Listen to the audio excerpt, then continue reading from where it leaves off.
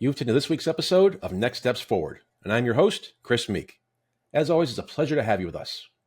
Our focus is on personal empowerment, a commitment to well-being, the motivation to achieve more than you ever thought possible. And we have another outstanding guest this week.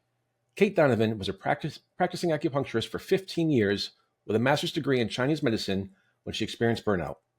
She then pursued a degree in biobehavioral health to understand what stress does to our bodies.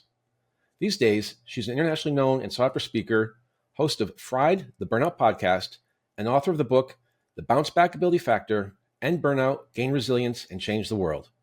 And she's obsessed with the intersection of mindset, physiology, biology, neuroscience, genetics, generational trauma, and stress. Man, that's a mouthful. She also works with organizations, companies, and leaders who know that they have a burnout problem and are ready to address it. Cait Donovan, welcome to Next Steps Forward. Chris, thanks for having me. Can't wait to have this convo. Oh, I've been looking forward to it, and I apologize in advance. I'm recovering from a combination of COVID and a cold, so bear with my voice. I apologize. It's been a rough go. It has been. I didn't think COVID was still a thing, and it is. I guess it is. All right, back to you, the important things here. You met your future husband while traveling through Argentina, got engaged within 6 weeks, and moved to Europe to start your lives together. You were the first acupuncturist to work in a fertility center in Poland, and your first solo practice after leaving the fertility center was a huge success. What an exciting and adventurous life you had so far. I mean, this is unbelievable. We're just getting the tip of the iceberg here. How could someone with a resume that impressive and eclectic experience burnout and undertake the sort of internal reckoning that would lead you to study biobehavioral health? When I was reading through our prep work, I thought, oh, wow, they really did their research, folks. And I'll say that I have always been a brave person, which means I have lived most of my life afraid. And I think people miss that part. That if you're brave and you're bold and you've done all these big things, it's because you're courageous, but you can't be courageous without fear. So a lot of these things I was doing in the face of fear. And a lot of my drive for creating a success in the business and for, being really stubborn about learning the languages of the countries that I was living in, doing all of that, the underneath of it was this: I'm never going to be good enough no matter what I do. And I have this huge student loan to pay in the United States, which, when you charge for an acupuncture treatment in Poland, you're not quite getting the same amount that you would get if you were charging for an acupuncture treatment in New York City. The prices are a little different. So I was paying back this student loan with a currency that was much weaker than my own. And I just had this massive push to prove that I could, move past the place that I grew up and prove that I could be successful in spite of humble beginnings. I just pushed a little too hard. Can't be courageous without fear. I love that. It's a bumper sticker. It is. All right, well, let's start with the definition of burnout. How can we tell the difference between just being tired and actually being burned out? So when I talk about the definition of burnout, I always go to the World Health Organization definition first so that we're all talking about the same thing. Right? So the World Health Organization says burnout has 3 components. They are emotional and physical exhaustion, cynicism and detachment, and the last one is a lack of productivity or a lack of feeling impact and meaning of your work. And all 3 of those things have to be present for an undetermined amount of time, but simultaneously. Now, if you are just tired or you are experiencing stress that's chronic but hasn't burnt you out yet, you'll know the difference because short-term recoveries will bring you back to life. So if you are really, really tired on a Friday, but you sleep for the weekend and maybe go and see your friends and get a little bit of fuel from people and get a little bit of fuel from rest, and on Monday you're ready to go again, it's not burnout. But if you keep trying to rest more and fuel better and you still can't quite get back to yourself, your body battery, like that Garmin measures a body battery, your body battery just is not hitting over the 50% mark no matter what you do. You cannot fill back up. This is what burnout is like. Start with the World Health Organization. Everyone speaks the same language that way. I think this is one of the big problems in the world of buzzwords, right? A lot of people will say, oh, I'm just so burnt out. But what are we actually talking about? Let's be clear. Sure. Fair point. So, what happens to the brain when someone's experiencing burnout? Does chronic stress or burnout affect our memory, decision making, or other functions? Yes, yes, and yes. The tricky thing about chronic stress is that it will decrease the volume of various areas of your brain.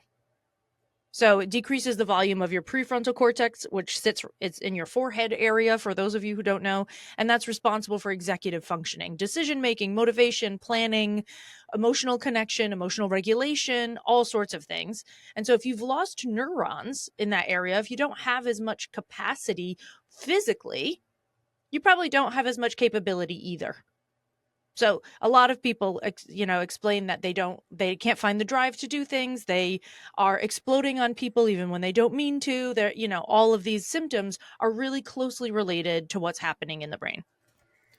We just talked about a few different symptoms there. I understand some people who experience burnout become apathetic, while others become much more sensitive and reactive. How does burnout affect the way we regulate our emotions? And why do some people become apathetic while others become more sensitive and reactive? So if you look at the nervous system's reaction to stress, it typically, when we talk about it, we say, oh, fight or flight. But fight and flight is just the beginning of the responses that are available to us. There's also freeze. And then there's fawn, which is an even deeper freezing kind of. And then on top of those, there's something called tend and befriend. That's really not often talked about. So if we look at those functions, if we're looking at the fight, then that's going to be something where we have a lot of anxiety. We have a lot of drive to sort of, we are actually fighting against something. If we go all the way over to freeze, well, you're frozen. You're apathetic. You're unable to react. So these are all just various ways that the nervous system responds to stress. And a lot of that is dependent on either some sort of genetic predisposition, some sort of learned mechanism that you learned to do this during your life because you either had a parent who did it, or you started doing it as a child and it was successful for you, kept you safe somehow, so you repeated it. So it could be, this is why when you said, I love the intersection of all these things, and you were like, that's a lot of things. It is a lot of things, but when you put them all together is when they make the most sense. So how somebody's physical body responds to stress, how their particular body reacts in the face of stress, is because of genetics and biology and nature and nurture and environment. And it is because of all of those things. So those are just the ingredients to make us all one person. Exactly. Going farther down that road, is there a connection between burnout and anxiety or depression? And does burnout lead to depression or anxiety? I think that it's the opposite way around. So if you have a tendency toward anxiety or depression, you are more likely to burn out. And when you burn out, that thing that you already have a tendency toward will be exacerbated. And you've emphasized that burnout isn't just about overworking, and that research suggests there are 6 workplace factors that can increase vulnerability to burnout. What are some of the factors that people often overlook? One of the big ones in the workplace that's overlooked is a lack of praise and recognition, and it's the easiest and cheapest one to fix. This is the research behind the 6 workplace factors has been done for almost 40 years, or a little over 40 years, actually. They know this stuff cold. This shouldn't surprise anybody. Everyone that talks about burnout talks about these same things. And we are still unable, I talk about this in a workplace from the leadership perspective and the team member perspective, because we do have to meet in the middle. Leaders need to learn different ways of praise and recognition, and individuals, need to learn how to take it.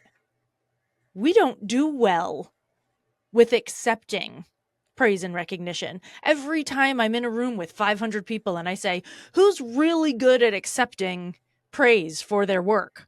There's like 2 meek hands that go up, and the rest of the room is sitting there crossing their arms. Well, so we can teach leaders all day how to give good, positive feedback so that people feel recognized and seen and valued. But we also have to teach people how to absorb that kind of positive feedback and allow it in, despite the internal messaging that you're not enough, or you're not this, or whatever is going on in your head, that inner gremlin that's doing all the damage.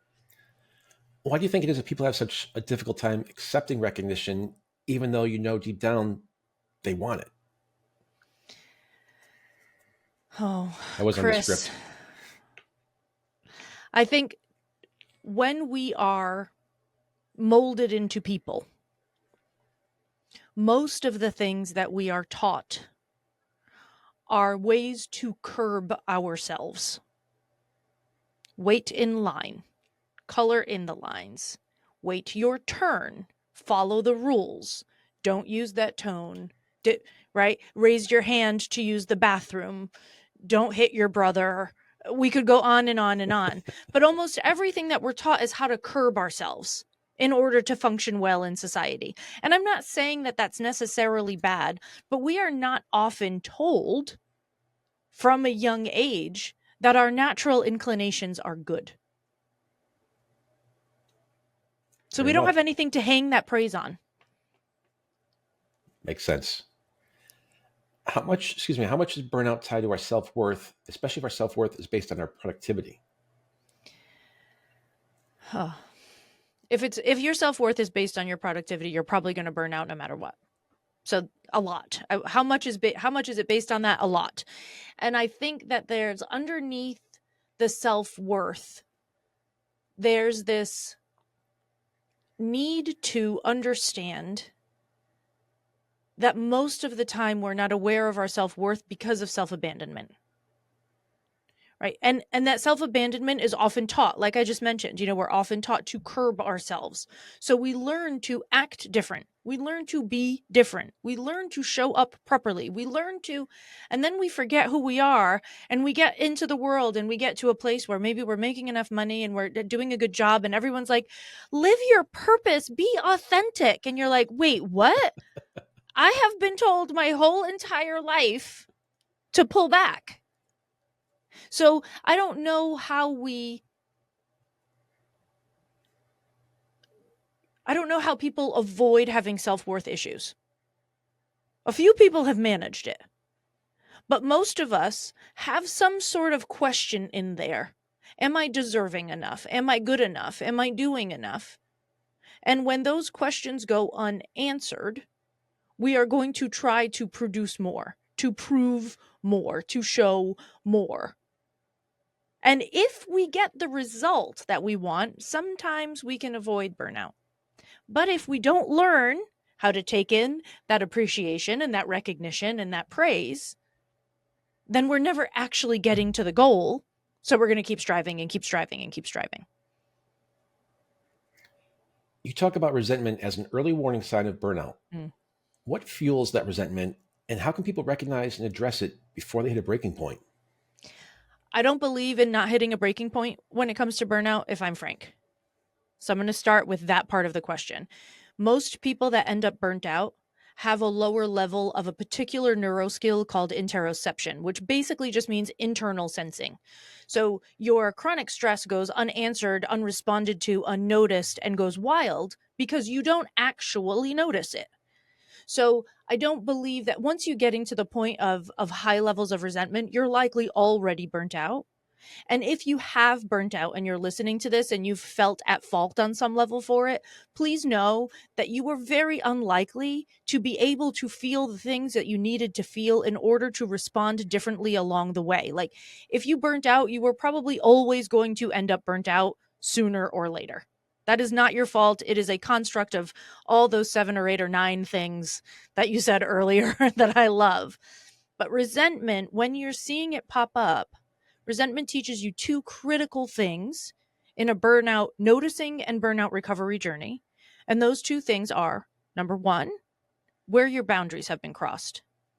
Unfortunately, most of the time it's you crossing your own boundaries and not other people. So that can be a little complicated to sort of make friends with.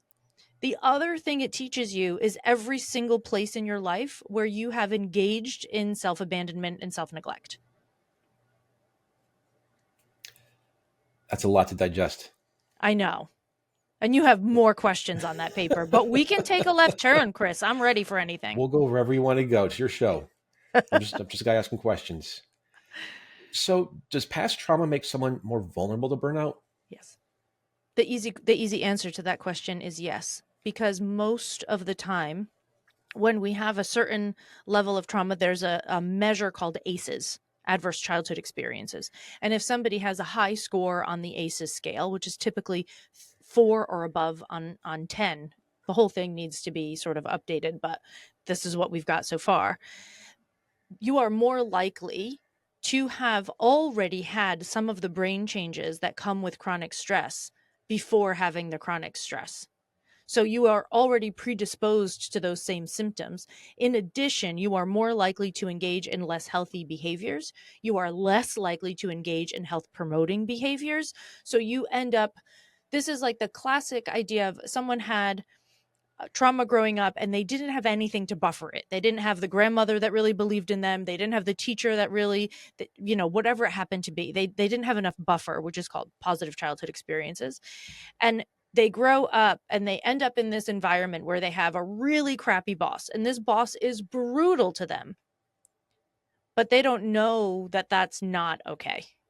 They know it's not okay, but not enough to say, I shouldn't work at a place where I get treated like this. They say, well, this is the world. This is the job I have to put up with it.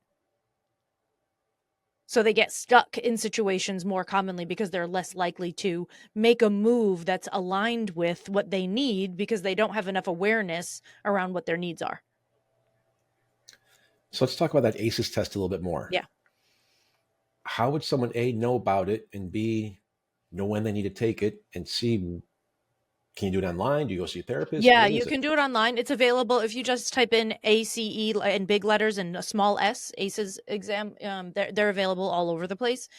And they are being done more and more now in doctors' offices during childhood to determine people's predispositions for health problems later on, because you're more likely to develop diabetes, you're more likely to develop an addiction issue, you're more likely to develop all sorts of problems if your ACEs levels are high. So it's something that's much more popular and done now in a child situation, not so much done in with adults, but it's available to be done. And the questions are, there's only 10 questions, and it's like, have you experienced this or have you not?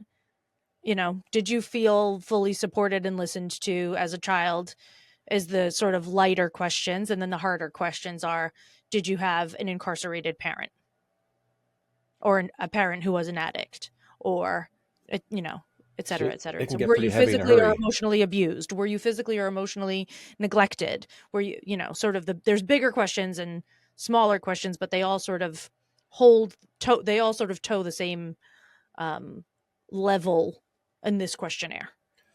Well, it's great to hear that they're becoming more mainstream, but when the pediatrician or maybe a child psychiatrist, whatever it may be, are they going to ask these questions with the adult in the room? Because that's going to affect the answers. So I am not involved in how this happens in that world, so I don't have really clear answers for that, but I would assume that it would be separate. One would hope. Yes, I would assume it would be separate, and or if there was a safe adult that was known to be a safe adult, then the safe adult would be either in the room and or answering the questions. Like, I know that my child suffered abuse at the hands of whoever. Perfect. Again, that's capital ACE, lowercase s. Yes. Perfect. Thank you. Are there any signs that tell us if someone's burnout is likely unresolved trauma rather than something else? Here's one of the big things that I think we need to get straight about burnout. It is death by 1,000 cuts. There are always 87 layers involved. There is something that I like to talk about that's called the web of causative factors. The workplace factors that we talked about earlier, that's just one bucket in the web. And that's all related to the workplace. But if you don't have any of the other buckets, if you grew up in a great family and you felt protected and you created a secure relationship and you have a culture that supports personal actualization and you live in an environment that you love and you take care of nurture and you use nature and you feel nurtured and you eat well and you exercise well and all, you could have a shitty job, excuse my French, and still be fine. So we have to understand that burnout is a much, much bigger picture, and all of those things that I love have to overlap in some way, shape, or form in order to create what I call a vulnerability to burning out. I never say cause. First, because we can't test that. We can do correlative studies, but we can't do causative studies in this case because it would be immoral, unethical, first of all, right? So we can only do correlative studies. And on top of that, I don't think that we should be, when we're talking about the nervous system and people's responses, and we cannot eliminate any portion of a person's life because the nervous system responds to everything. It doesn't just respond to your parent, it also responds to the color of your walls. How long can burnout last? I mean, it must just run its course, right? No, it does not run its course. If you do not address it, address the behaviors that add to it, address the risk factors that add to it, address the protective factors that can help you come out of it. If you do not address it directly, it will just continue to last until it turns into another chronic illness. Most commonly, stroke, heart disease, diabetes type 2, etc. So I don't know. You have to actually address it for it to go away. What are some of the early warning signs? I mean, stroke's pretty serious. All those are very serious outcomes. Yeah, but chronic stress is a very serious problem. And the warning signs, this is the thing about the warning signs that I mentioned before. If you are someone who doesn't have the skill to notice what's really happening in your body, we could talk about the warning signs all day. You're not going to listen to this episode because you think it's for other people. You won't tune in. It won't even matter. So I have a big sort of bone to pick in the world where so many people are talking about burnout prevention. That's just stress management, folks. But the people that are already in burnout, they need a recovery process. Those preventative measures, that's like giving somebody who has cancer broccoli and being like, greens help. No, Sharon. No, thank you. So I think that, yes, we should be building awareness where we can. But most of the warning signs are a sense of discontent in your life, some sort of disenchantment with what's going on around you, tight jaw, tight shoulders, headaches, like these little things that people are never going to put together in a picture that says, oh, maybe I'm burning out. How does the recovery process differ when we're mildly burned out versus those in complete exhaustion? Those in complete exhaustion typically need more time in just pure stillness before they have the energy to actually engage in some of the practices that they need in order to recover. So one needs an additional phase of rest. But the process after that, what they need to work through, a lot of the things will be similar. Where's your self-worth coming from? What is your definition of success? How can we teach your body how to feel safer when it's in a safe place? What does that feel like? What are the somatic practices? So there's all sorts of different physical, mental, and emotional tools we can use.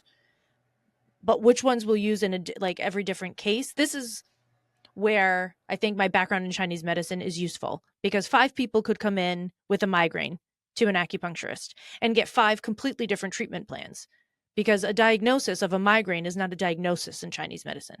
It's either something that we would call blood stagnation, or it's wind, or it's liver blood deficiency, or it's something else. So based on what the true diagnosis of this particular person is, then we will have a treatment plan. So the world of recovering from burnout and the length of time it takes varies widely. What you need to do and how long it takes varies widely, but most commonly we see people recover within a 12 to 18 month range. Here's the $1 million question for the day. Mm.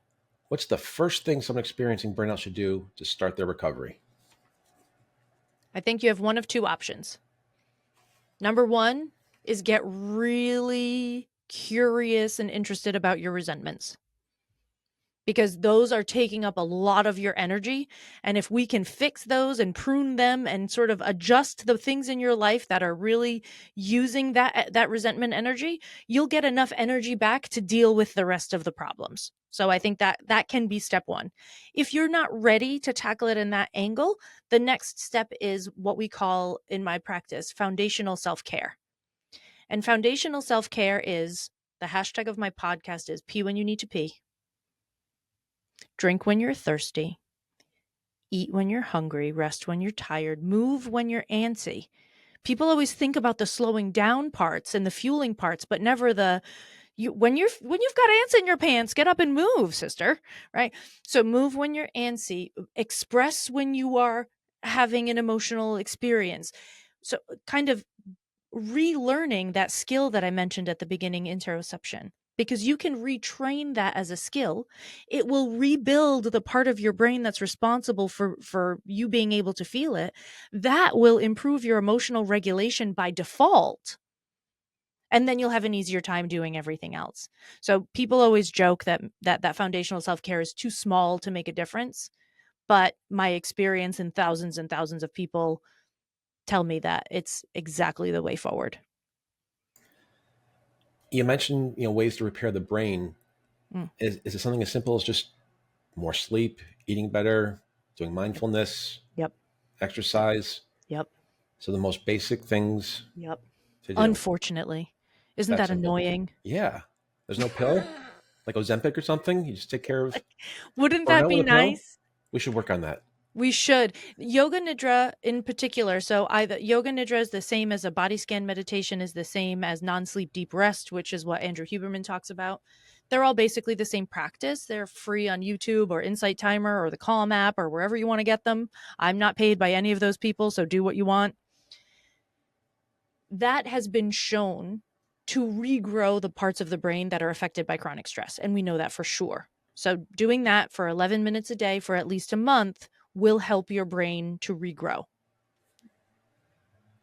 In addition to, but you have to still sleep and eat and get the right electrolytes and move, etc. You've written that boundaries play a role in preventing burnout. What's a simple way to set better boundaries without feeling guilty?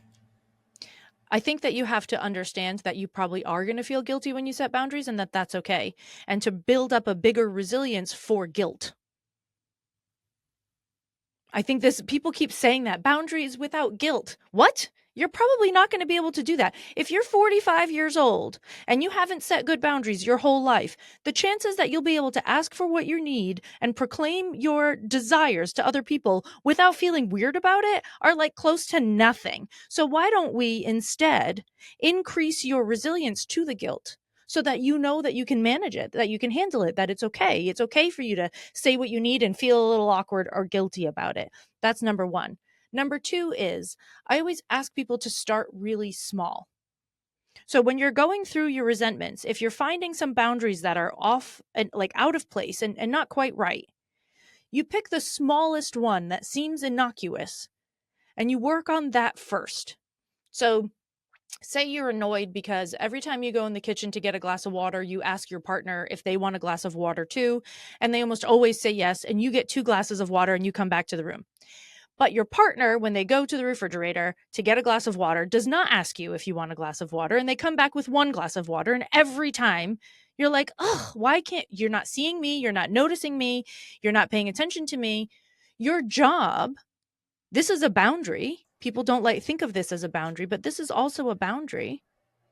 Your job is to start asking for that water repeatedly until it becomes a habit. And you're doing 2 things when you do this. One of them is you're training your nervous system that you can ask for things that you need and people won't hate you immediately. And the more times your nervous system experiences this, that you can ask for these small things and get feedback that it's okay, the easier it will be to make a bigger ask later. So we have to start with these really small things. The other thing this does is I had a guest on my podcast. Her name is Heather Hansen, and she talks about creating an evidence journal. If you're an evidence person, you write this down like data. I asked for X and I got it. Or I asked for X and I didn't get it, but I still feel okay.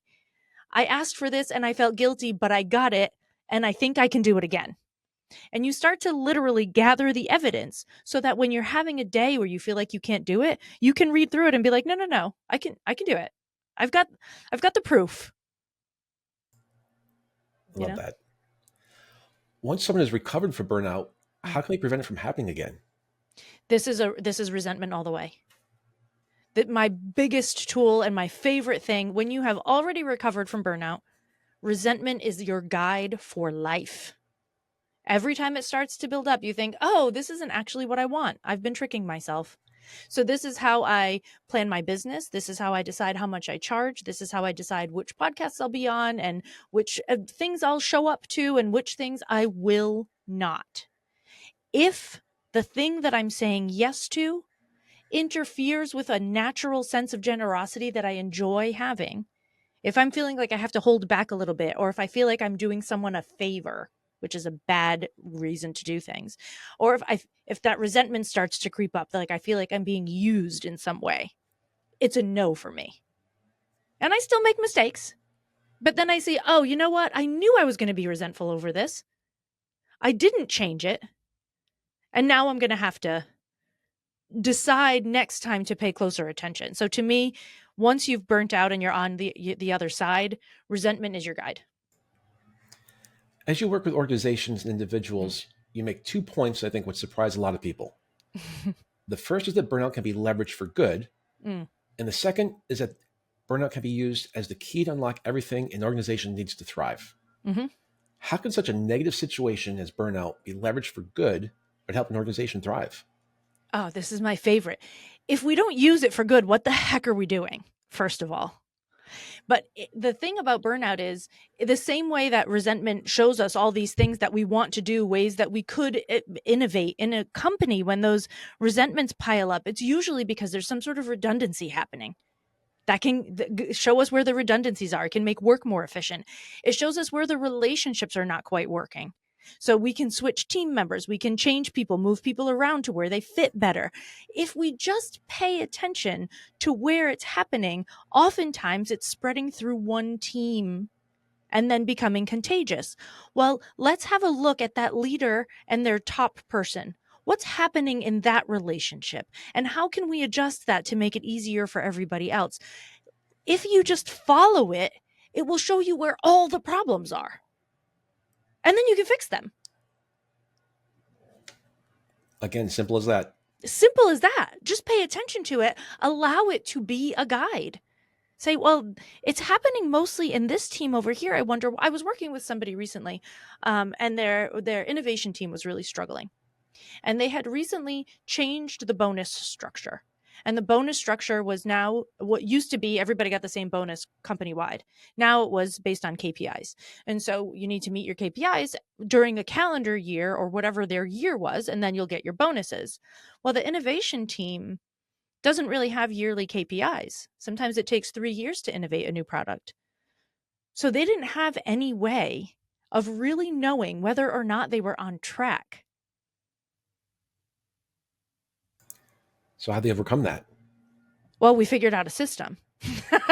But we said, well, we have to learn how to measure this a little bit differently for this team. So what kind of tools and tricks can we use to measure their particular outcome so that they can meet KPIs at the end of their year, so that they can get their bonuses, even if they didn't produce a new product that's out right now within the last 12 months?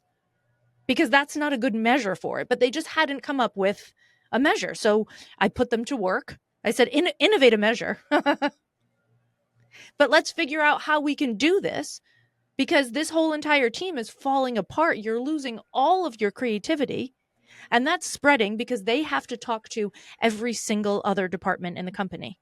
And so they are disgruntled, they are resentful, they are unhappy. And every time they talk to finance and marketing and HR, they are disgruntled and unhappy. And that is contagious. So let's follow the burnout. Let's look at what it's telling us, and then let's make the changes we need to make to thrive. It makes things so much easier. Something else you've said that is surprising is that, quote, gratitude is useful, but not when you're in the depths of burnout. Why not? So there's a lot of studies on gratitude that show how useful it is, but there's no control. So people that are engaging in a gratitude practice know that they are engaging in a gratitude practice. And the knowledge that you're engaging in a gratitude practice is likely to improve outcomes regardless. So it's a hard thing to study well, first of all, from a research perspective. That's number one. Number two, in order for what I've learned over time is, in order for gratitude or awe or joy or appreciation to fuel you in some way, shape, or form, you can't just think it. You have to actually feel it. You know that moment. Like I have a window in my office, and there's a moment, the sun sets on this side, where I'll glance outside in the winter, because in the summer I'm not here when the sun sets, to be clear, folks. In the winter, when the sun sets, and I catch a glimpse of that pink and purple and gorgeousness outside my window, it stops you for a moment. And you have that gratitude, that awe, that appreciation, and it floods your whole system. You feel it physically. Everybody knows what that moment feels like. When that happens, your body is being fueled by gratitude. And it's useful and beneficial and does all sorts of good, positive things for you. When you are burnt out, you do not feel that. And when someone tells you to start writing a gratitude journal, and you start writing it out, but you don't actually feel the emotion attached to the words that you're writing, it doesn't have any beneficial effect. And then you start judging yourself for having so much and not being able to appreciate it, and you spiral down and it makes things worse. So I love a gratitude journal. Sometimes. Sometimes. Yeah. Well, we're both here in the Northeast. It's been gray and rainy the last several days. And so I'm going to take your advice and take advantage of the sunset tonight, because we can actually see some blue up in the sky today. Yeah. You've also made a point of saying that burnout recovery, quote, isn't about feeling great all the time. And you tell people to give themselves permission to live by former Olympic runner Alexi Pappas's rule of thirds. What is the rule of thirds, and how does it apply beyond athletics?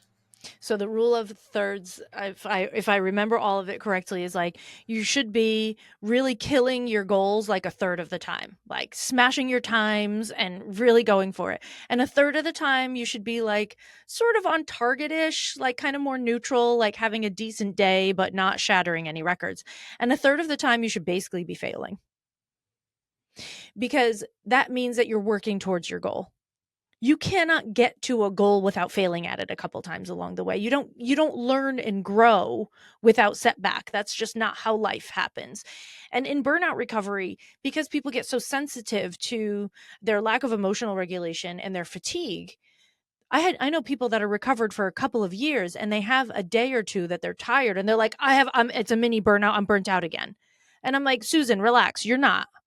You're not burnt out again. If you can rest this weekend and feel good by Monday, like I said in the beginning, it's not burnout. You're just tired because you're a human living a human life. And like you said, maybe it's been raining all week and you haven't moved outside or breathed any fresh air because you've been stuck inside or underneath an umbrella, and it's not been fun. Or maybe your child ended up in the emergency room for something and is fine, but the stress of that takes it out of you, and you didn't take any time off work. So now you're tired at the end of the week because you had a big week. That's okay. You're allowed to be tired. I think people get afraid. Once they've burnt out, they get afraid of being tired. But some days are just tired, and that's okay. Pre-COVID, I used to commute to the city every day, and it was roughly 3 hours to go 40 miles each way. And the unwritten rule in the house was on Fridays, Dad wants pizza and a bottle of wine, and that we don't go out. We rarely go out on a Friday just because it's like get up at 4:00 every day, 4:15. Yeah. And so I totally appreciate and understand that. I guess the next question I have is a follow-up to that. Can the rule of thirds be used proactively to set realistic expectations to recover from burnout? Yes, I think it should be. I think it should be. I think you should know along the way that you're going to have days that you're like, I cannot engage in another thought exercise or stress reducing thing, and you just need a break from it all. You're allowed, not only are you allowed to take those days, you have to. That doesn't mean you're going backwards. It's just part of it. And maybe as a follow-up to that, can leaders and bosses apply the rule of thirds to better support employees? I wish they would. I wish they actually, to be honest, I've had some incredible leadership examples in my world with family members and with leaders that I've worked with. Like I know someone who unfortunately went through a miscarriage and went to work the next day and their leader sent them home. And she was like, well, but I have to work. And this was a male leader. And he said to her, my daughter just went through this. You take the time you need. Do not put yourself on disability. I'm sure when you feel ready, you'll be back. And she worked sort of like half-ish part-time for quite a few weeks. And he just let her. You know where she still works? For him. Exactly. All it takes is a little grace and being human and kind. All it takes. And I know that sometimes there are goals to meet and KPIs to meet and all of those things. But if people understand that they're allowed to be human as part of their jobs, you will have a percentage of people that will take advantage of that. A percentage of people that won't ever take advantage of that when they should. And then you'll have a grand chunk in the middle that will just feel more human for it. No question. Completely agree with that mindset for leadership. Let's talk about your book. I love this word. Your book focuses on bouncebackability. It's like strategery. When did you come up with that term and what does it mean to you? I came up with it when I was talking to my best friend in Poland. And I thought I was really clever. And I wrote the whole book and I titled it. And now no one can say it. Every time I'm somewhere, you said it correctly. But most of the time people are like the bounce back factor, the bounceability, something. And so it's a bad name. I shouldn't have used it I've been practicing all morning. Yeah, seriously. I mean, it was not a good choice. I won't be so clever next time. I'll call the next book Pee When You Need to Pee. Everyone will remember it. It will be easy. Right. But I thought I came up with it. I found out that it was first used, I think in 1973 by somebody named Max. I don't know, whatever. So, but to me, it was this idea that was bigger than resilience. To me, it was this idea that like resilience is almost always focused on strength, which first of all is false because resilience is about resources and not about strength. And I didn't think that was enough. Because bounce back ability requires, yes, that you have access to resources. It also requires that you lean in to be able to use them. So for instance, I was doing a puzzle. I do a lot of jigsaw puzzles because if you can tell, my brain is a little busy. I have ADHD. I go off on tangents. So I do puzzles to give myself time to sort through thought problems. And so I was doing this crossword puzzle and the back of it had letters on it for the section of the puzzle that the puzzle piece belonged to. And I refused to use them because I thought it was cheating. I refused until I got to like the last maybe 100 pieces of this 1,000-piece puzzle. And I was getting really annoyed because I couldn't figure some of them out. And then I was like, why am I not using the letters? But this is part of the reason I ended up burnt out, is because I think that using my available resources somehow makes me weak or makes it that I'm cheating. When like literally the puzzle company put them there. I didn't ask them to be, I mean, I didn't ask for that. So I think that we have to have the resources. And then part of bounce back ability is resilience, grit, trust, and surrender. Those 4 words.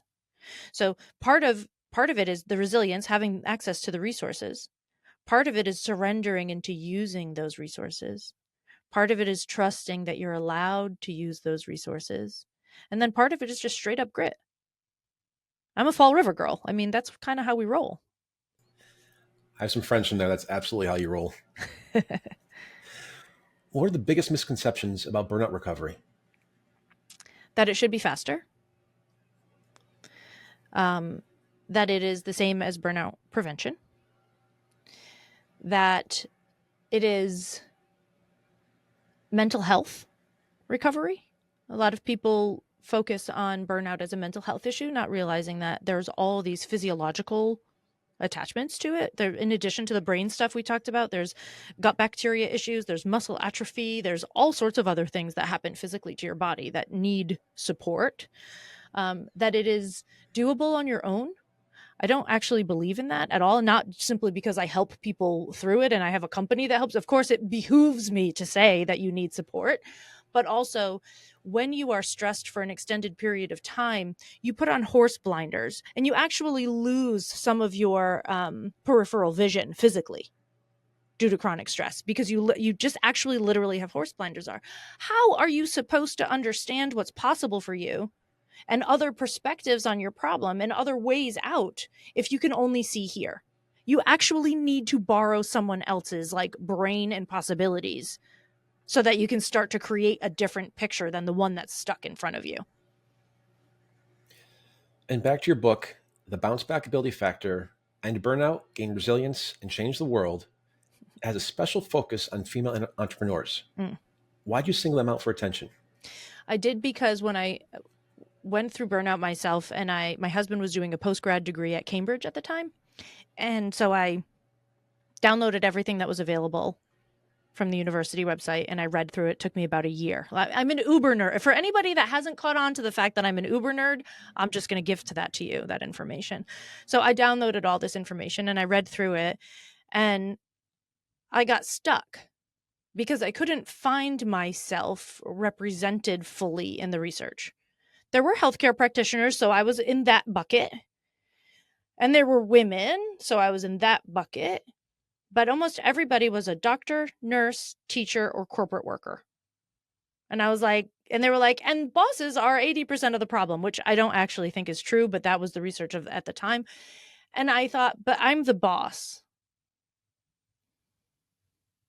So You're the problem. Well, yeah.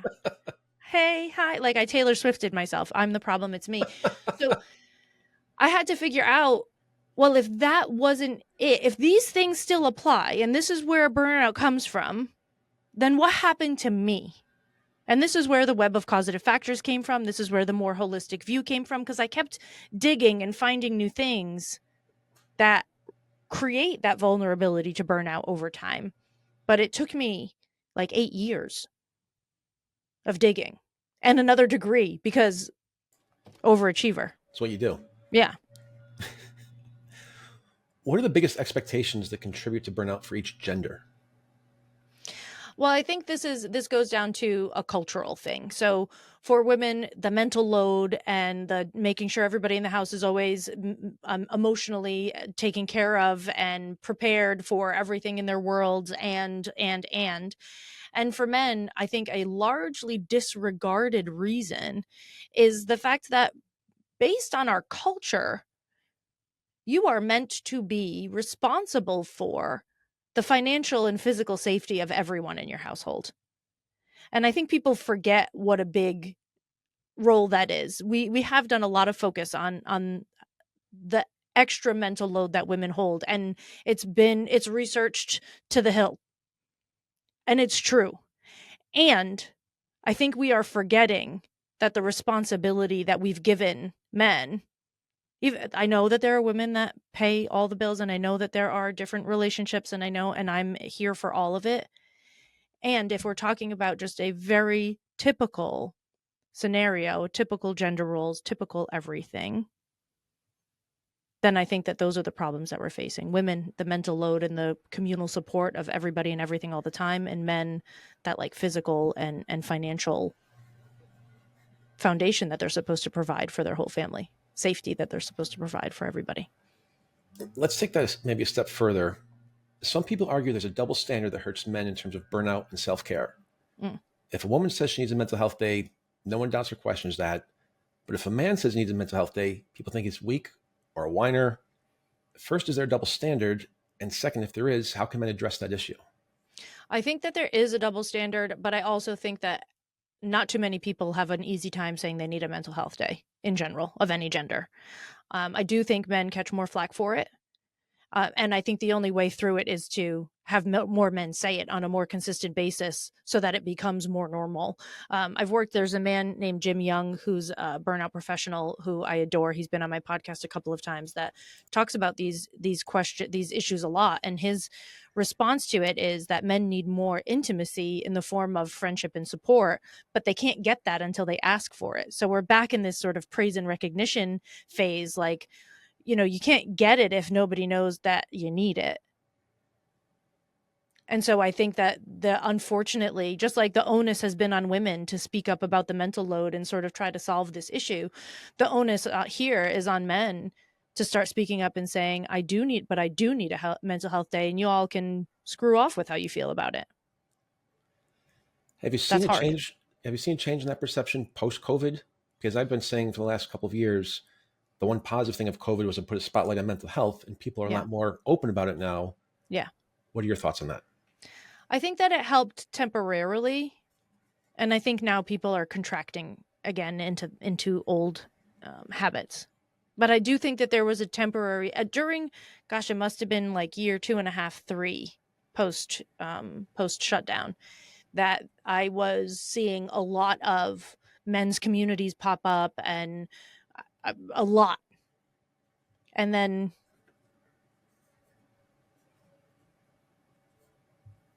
I think it's sort of faltered, which is a shame because I think it's necessary.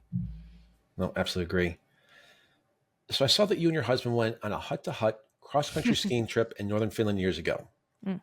You've written that the second day was one of the most miserable days of your lives, but you had one rule to follow to make it through the blinding snow, and it's a rule you continue to follow today. First, tell us what possessed you to want to make a cross-country winter trek in northern Finland. And second, would you share the rule that you learned and why you think that rule is important for all of us to follow? Yeah, so we did this trip. We were big-time cross-country skiers. We were living in Prague at the time, and cross-country skiing in the Czech Republic is done in elementary schools. You know, it's a normal part of physical education, so everybody knows how to do it. The trails are free, groomed and free. You have to pay for parking, and the parking fees are absolutely minimal. So we would ski very frequently, every other weekend, if not every weekend. So we decided to do this bigger trip just to see how it was and spend some time without phones out in the middle of nowhere. It was fabulous, except for that second day, which was just brutally cold and windy, and the snow. I don't even know if it was snowing or if it was just moving the snow around or what was. It was just brutal. And our only rule for that day, based on the guide that we were with, was don't lose the person in front of you. Don't lose the person behind you. Don't lose the person in front of you. Don't lose the person behind you. If we all maintain that one rule, then we stay together and we stay safe. And I think that so often in this world, when we start to get stressed, we pull ourselves away from the person in front of us and the person behind us because we don't want to feel responsible to them or for them. But then we don't give anybody the opportunity to be responsible for us or with us. And we need that desperately. We've got about 90 seconds left, Cait. Tell us how people can find your book and follow your podcast. The best place to go is the podcast, Fried the Burnout Podcast. Everywhere you listen to podcasts, it's all over the place. And from there, you'll get the links to everything that you never wanted anyway. And how can they get in touch with you if they're interested in having you speak? That is Cait at caitdonovan.com. Simple, super simple. And it's C-A-I-T, Cait. Yes. Cait Donovan, host of Fried the Burnout Podcast and author of the book, The Bouncebackability Factor. Thank you so much for being with us today. Thanks for having me, Chris. It's an absolute pleasure. I'm Chris Meek. We're out of time. I've got one special announcement. My second book today, titled Everyday Triumph, can be purchased on Amazon. Get your Kindle version for 99 cents. We'll see you next week, same time, same place. Until then, stay safe and keep taking your next steps forward.